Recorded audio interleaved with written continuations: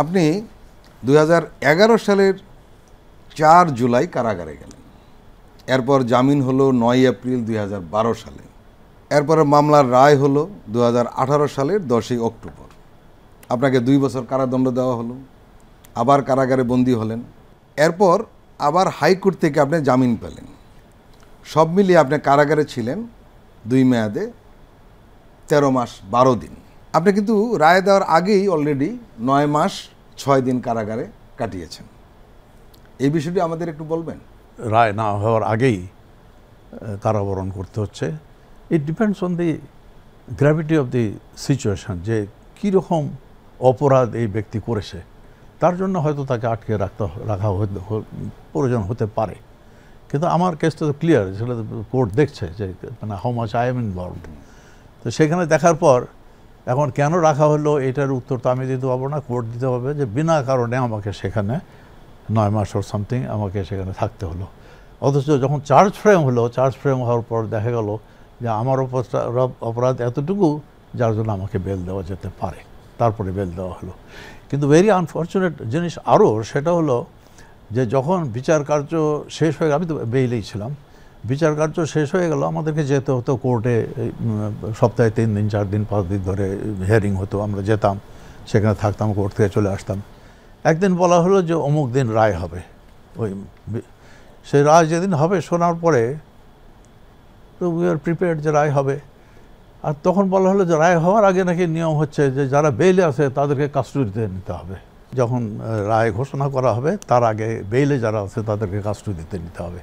গেছি কোর্টে নর্মাল হাজিরা দিতে, অথচ বলা হলো যে যেহেতু অমুক দিন হবে, তাই 10 দিন না কত দিন পরে এখন তাদেরকে কাস্টডিতে নেবে। সঙ্গে সঙ্গে তুলে কাশিমপুর নিয়ে গেল।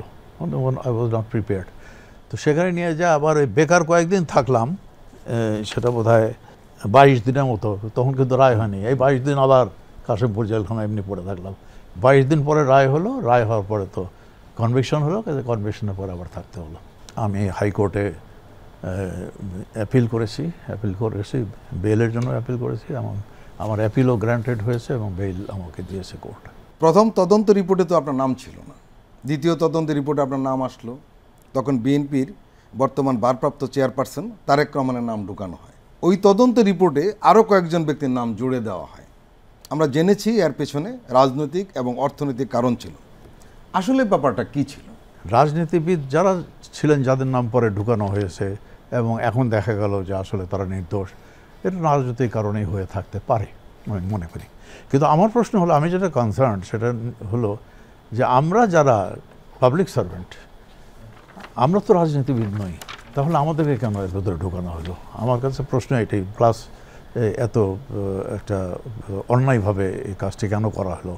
একটা গ্রুপ ছিল যারা সবসময় কী কারণে জানি না আমাদের বিরুদ্ধাচরণ করতে চাইতো এবং কীভাবে আমাদেরকে ক্ষতিগ্রস্ত করা যায় সেরকম একটা চেষ্টা তাদের মধ্যে ছিল। যেমন ধরেন আমার কেসটাই ধরেন, আমি কোনোভাবেই এর ভেতরে আসি না। সেইখানে হয়তো তারা সুযোগ খুঁজলে এখন এইখানে দেখেছে যে এই একটা কেস, ওয়েল সে থাকুক বা না থাকুক, একসময় কমিশনার তো ছিল, দেও তাকে এখানে। এইভাবে তাদের ষড়যন্ত্রের কারণে হয়তো এটা হয়েছে। তবে আমার মনে হয় আমরা পাবলিক সার্ভেন্ট যারা ছিলাম তারা হয়তো একটা ষড়যন্ত্রের শিকার হয়েছি। আমাদেরই আবার, আমি আগেই মাপ চেয়ে নিচ্ছি এবং দুঃখের সঙ্গে আমাকে বলতে হচ্ছে যে আমাদেরও কিছু কলিগ এর পিছনে হয়তো কাজ করেছে, হয়তো না, আমি তো নিজেই তার প্রমাণ, কাজ করেছে, যার জন্য আমরা হয়ে গেছি এটার ভিকটিম। আর বাকি পলিটিশিয়ান যারা ছিলেন সেটা সাদা চোখেই মনে হয় দেখা যায় যে এটা রাজনৈতিক কারণেই হয়তো করা হয়েছিল। ওই সময় বলা হতো যে আপনি যেহেতু এই ঘটনার 4 মাস পরে আইজি হলেন এবং তৎকালীন সরকার আপনাকে আইজি বানালো, এই কারণেও আপনার নামটা আসতে পারে। এই সময় আমরা আলোচনা শুনেছি, মানে আপনি একটা প্রিভিলেজ পেয়েছেন ওই সরকারের, ওই কারণটাকে সামনে রেখে আপনাকে নাম ঢুকিয়ে দেওয়া হয়েছে। আচ্ছা, প্রিভিলেজ তো একজন পায় তখনই যখন সে কোনো ভালো কাজ করে। আর যদি ওই গ্রেনেড অ্যাটাকটাকে কেউ ভালো কাজ মনে করে তাহলে সে সময় তো আমি দেশেই ছিলাম না, ওর মধ্যে আমি কোনোভাবে ইনভলভডই না। তো যে ছিল তারা বরং ইয়ে হওয়ার কথা। আমি ওই সময় পুলিশের দ্বিতীয় সিনিয়র মোস্ট অফিসার। আমার উপরে ছিলেন, আমি নামটা বলে দিচ্ছি, জনাব শহীদুল হক, উনি ছিলেন আইজিপি। উনি আইজিপি থাকা অবস্থায় আপনাদের মনে পড়বে হয়তো আমাদের মাননীয় একজন উচ্চ আদালতের বিচারক, যিনি এখন আনফরচুনেটলি জেলখানায় আছেন, ওনাকে বোধহয় ট্রাফিক পুলিশ স্যালুট করেনি। নাম বলতে পারেন, বিচারপতি মানিকের কথা বলছেন। জি, ওনাকে পুলিশ স্যালুট করেনি, যার জন্য উনি এটাকে অফেন্স নিয়েছেন। তারপরে সেটা নিয়ে অনেক হইচই হয়েছে। তো এই আইজিপির কাছে যখন রিপোর্ট চাওয়া হয়েছিল, এই আইজিপি আবার আমি যতদূর জানি is a straight forward man. উনি আইনের কথাটা বলেছিলেন যে একটা পুলিশ অফিসার যখন কোনো দায়িত্বে কাজের মধ্যে থাকে, দায়িত্বে থাকে, তখন সে স্যালুট নাও করতে পারে। আইনে এরকম বিধান রয়েছে এবং মাননীয় বিচারকের এটা জানা উচিত ছিল। এইরকম একটা কথা হয়তো মাননীয় বিচারকের ভালো লাগেনি। এই একটা কথারও আর কত ঘটনা হয়ে যাচ্ছে এই দেশে। আমি পলিটিক্যাল সাইডটা আপনি দেখেন যে কী অবস্থা, অপরাধী প্রমাণিত হয়ে যাচ্ছে, ফাইন্যান্সিয়ালি হোক বা অন্য যে কোনো কারণে হোক। তারপরেও তারা মন্ত্রী থাকে, এমপি থাকে, সব কিছু করে যায়। আর এ বেচারা এই একটা কারণে তার চাকরি থেকে বিদায় নিতে হলো।